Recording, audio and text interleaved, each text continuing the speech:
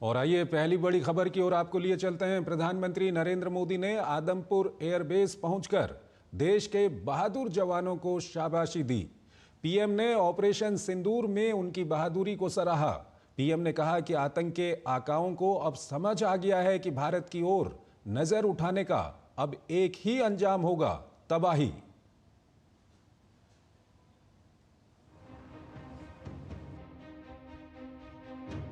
भारतीय सेनाओं के ऑपरेशन सिंदूर में शौर्य और पराक्रम की नई गाथा लिखने के बाद प्रधानमंत्री नरेंद्र मोदी बहादुर जवानों को शाबाशी देने उनके बीच पहुंचे। पंजाब के आदमपुर एयरबेस से पीएम ने देश की तीनों सेनाओं की पीठ तो थपथपाई ही, आतंक के खिलाफ भारत की दो टूक नीति को भी दुनिया के सामने स्पष्ट किया। पीएम ने ऑपरेशन सिंदूर को भारत की नीति, नियत और निर्णायक क्षमता की त्रिवेणी बताया। आतंक के आकाओं को अब समझ आ गया है, भारत की ओर नजर उठाने का एक ही अंजाम होगा, तबाही। भारत में निर्दोष लोगों का खून बहाने का एक ही अंजाम होगा, विनाश और महाविनाश। पीएम ने कहा कि जिस पाकिस्तानी सेना के भरोसे आतंकी बैठे थे, भारतीय सेनाओं ने उस पाकिस्तानी सेना को धूल चटा दी। पाकिस्तानी फौज को बता दिया गया कि पाकिस्तान में ऐसा कोई ठिकाना नहीं जहां बैठकर आतंकवादी चैन की सांस ले सकें। पीएम ने कहा कि हमारे ड्रोन्स, हमारी मिसाइलों के बारे में सोचकर तो पाकिस्तान को कई दिनों तक नींद नहीं आएगी। पीएम ने स्पष्ट किया कि भारत बुद्ध की भी धरती है और गुरु गोविंद सिंह जी की भी। अधर्म के नाश और धर्म की स्थापना के लिए शस्त्र उठाना, ये हमारी परंपरा है। इसलिए जब हमारी बहनों, बेटियों का सिंदूर छीना गया, तो हमने आतंकियों के फन को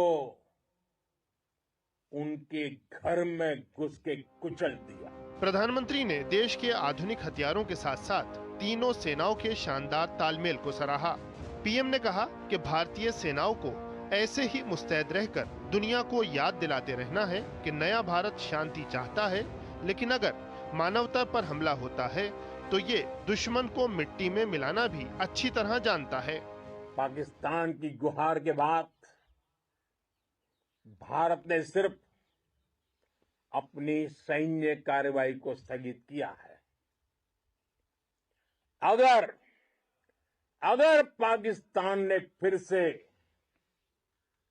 आतंकी गतिविधि या सैन्य दुस्साहस दिखाया, तो हम उसका मुंह तोड़ जवाब देंगे।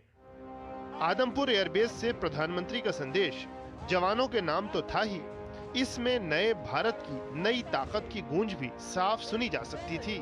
पीएम ने बता दिया कि पाकिस्तान के आतंकी खेल को अब भारत नहीं चलने देगा। बंदे, बंदे, बंदे, बंदे। और प्रधानमंत्री के संबोधन पर बात करने के लिए हमारे साथ जुड़ रहे हैं आलोक बंसल, सामरिक मामलों के विशेषज्ञ हैं। उनसे हम बातचीत करेंगे। आलोक जी, बहुत बहुत स्वागत है आपका हमारे इस कार्यक्रम में। और सबसे पहला सवाल जो हम आपके सामने रखना चाहेंगे, आज जब पीएम मोदी ने सैनिकों को संबोधित किया तो कहीं न कहीं एक संदेश पाकिस्तान के लिए भी था, एक संदेश पूरी दुनिया के लिए भी था, और एक संदेश ये भी था कि भारत ये नया भारत है। क्या कुछ कहेंगे आलोक जी? देखिए, पहला संदेश तो सेनाओं के लिए था कि उन्होंने जो काबिले तारीफ कार्य किया है उनको शाबाशी देनी थी, और इसलिए प्रधानमंत्री आदमपुर गए और काफी समय बिताया उन्होंने। दूसरा संदेश पाकिस्तान के लिए भी था, क्योंकि आदमपुर वो जगह है जिसकी पाकिस्तान के जो मिथ्या जो प्रचार था उसमें कहा था आदमपुर में उन्होंने हमला किया। तो उन्होंने वहां जाकर दिखा दिया कि क्या स्थिति है आदमपुर की। दुनिया देख रही है, सिर्फ पाकिस्तानी नहीं, दुनिया की जो मीडिया है उसने भी देखा कि क्या स्थिति है। तो और साथ ही साथ उन्होंने जो वक्तव्य दिए, उन्होंने कहा कि हम आतंक का जवाब देंगे, और जो भी उन्होंने वहां पे सैनिकों के साथ बोला, वो जो मैसेज था वो सिर्फ पाकिस्तान के लिए नहीं था बल्कि पूरे अंतर्राष्ट्रीय समुदाय के लिए था बिल्कुल। कि अब ये जो नया भारत है ये अब दबने वाला नहीं है, और अगर कोई भी ऐसी घटना होती है तो हम उसका मुंह तोड़ जवाब देंगे। और साथ ही साथ सैनिकों को शाबाशी देंगे कि उन्होंने जो बहुत बेहतरीन जो पिछले 3-4 कुछ दिनों में उन्होंने जो दुश्मन के दांत खट्टे किए, उसके लिए वो शाबाशी के पात्र थे। और प्रधानमंत्री खुद उन्होंने जाकर वहां सैनिकों की हौसला अफजाई की। आलोक जी, प्रधानमंत्री ने कहीं ना कहीं ये भी साफ कर दिया कि अगर फिर से दुस्साहस दिखाने की काम किया या आतंकवाद की कोई घटना भारत में होती है तो अब की बार जो भारत का कदम होगा वो काफ़ी निर्णायक कदम होगा। क्या कुछ कहेंगे, क्योंकि ये संदेश स्पष्ट है पाकिस्तान के लिए कि आगे अब क्या कुछ हो सकता है। देखिए, उन्होंने कल भी ये कहा था कि ये जो है ऑपरेशन सिंदूर रोका गया है, बंद नहीं किया गया है। तो ये जो बात है ये भी महत्वपूर्ण है कि उन्होंने कहा कि ये जो कार्रवाई है हमारी, जो है हॉस्टिलिटीज जो है उनकी सेसेशन हुआ है। तो अब उन्होंने जो संदेश दिया है कि अगर अगली बार दिया तो फिर पाकिस्तान को ऐसा असर पड़ेगा कि वो शायद पाकिस्तान ही नहीं बल्कि दुनिया याद रखेगी कि क्या हुआ पाकिस्तान को। आलोक जी, इसके साथ ये भी जानना चाहेंगे कि जिस तरह से प्रधानमंत्री आज सैनिकों के बीच में पहुंचे, एक देश के नेतृत्व की किस तरह का उदाहरण है देश के नेतृत्व का, जो अपने सैनिकों के पास पहुंचे और उन सैनिकों को कहीं ना कहीं सैल्यूट किया प्रधानमंत्री ने। प्रधानमंत्री मोदी की ये एक विशेषता रही है कि उन्होंने सैनिकों को हमेशा बहुत सम्मान दिया है।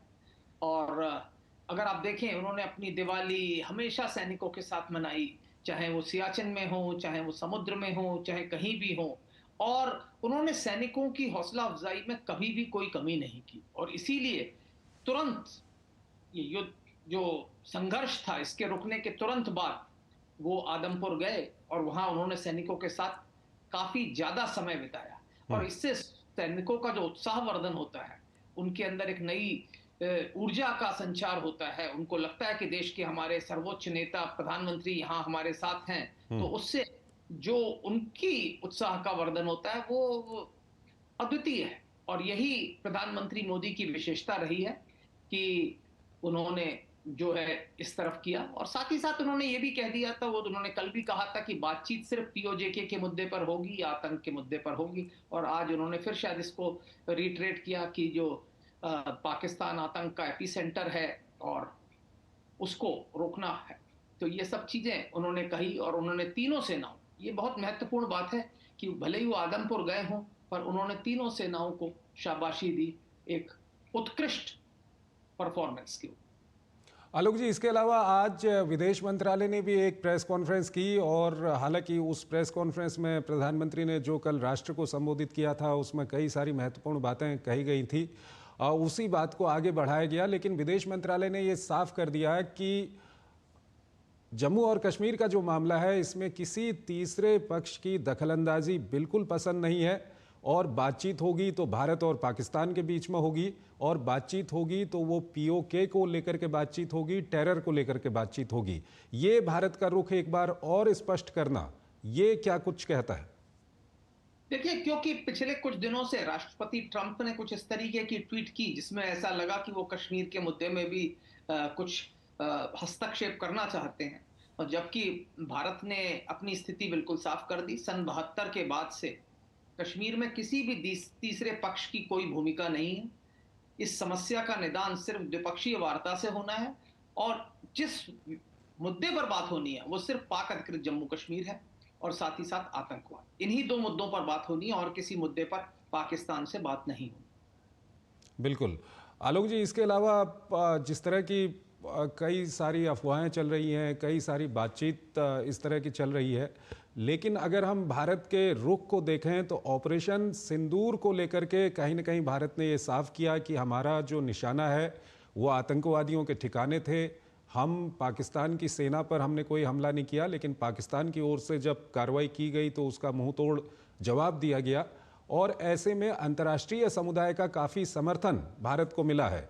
कुल मिलाकर आपसे हम ये जानना चाहेंगे कि अगर अंतर्राष्ट्रीय समुदाय के समर्थन की हम बात करें तो भारत की स्थिति किस तरह से आप देखते हैं जब से ऑपरेशन न सिर्फ जब से ऑपरेशन सिंदूर शुरू हुआ है बल्कि जब से पहलगाम की घटना हुई है उसके बाद से?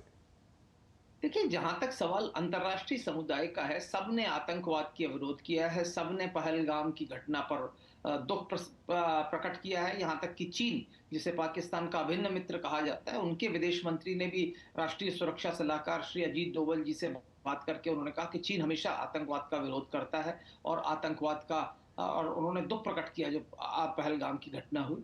और साथ ही साथ दुनिया के अधिकांश राष्ट्रों ने भारत की जो भूमिका रही है और जो भारत की आतंकवाद के खिलाफ लड़ाई है उसमें भारत का समर्थन किया।